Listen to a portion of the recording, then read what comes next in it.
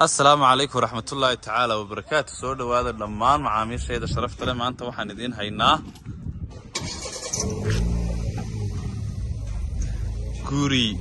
sagaal guri oo kira ah, sagaal qol oo abaalmad ahaan ah oo la wada kiraynayo. waa sagaal guri oo la qalabeeyay oo la dhisan gareeyay oo talaagad iyo qasaalad iyo shay walba yaalaan oo biyihii leh oo barkadii leh. soo dhowaada macaamiishayda sharafta leh. aynu galno mid ka mida sagaalka guri oo isagu ah sariirtii ama qolkii keliga ahaa. hal sariiroo hurdaa taalla, madbixii iyo suuligii waa kan maasha allah, waa kan maasha allah. waayahay suuligiisina waa kan. waayahay halkana waxa weeyaan qolkiisii raay fadhigii waliba roogii baa iminka ka maqan. halkan waa madbixiisii iyo kabadhkiisii.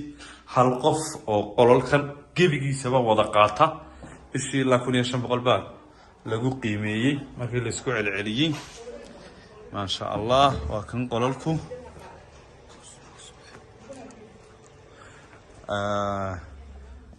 guriga labaad ayaynu gelaynaa oo isaguna qaaba. maasha allah waa kan qololku.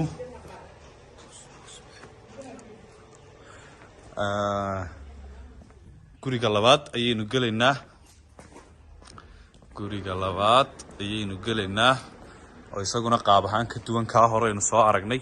markaa 5 guri waa isku nooc oo waa kuwa dhamalka. 4 gurina waa isku. halkana barkadii baa ku taalla. 2 barkadood weeyaan. waa 2 barkadood. maasha allah. soo dhowaada macaamiishayda sharafta leh. waa meel barxad leh oo baarkinkii leh. dibadda iyo gudahaba gurigu baarkin weyn ayuu ku leeyahay. dibadda iyo gudahaba ku leeyahay. dhir buu leeyahay. waa meel kuwayda. waxa ay ku taallaa galbeedka magaalada Hargeysa, buurta kala jeexan marka la dhaafo ayay goobtani ku taallaa. buurta kala jeexan marka la dhaafo ayay ku taallaa. waa meel xaaladeedu iyo jawigeegu aad u degan tahay. aad markaa tiifiyadii baa yaalla, qasaaladihii baa yaalla, talaagadihii baa yaalla. weliba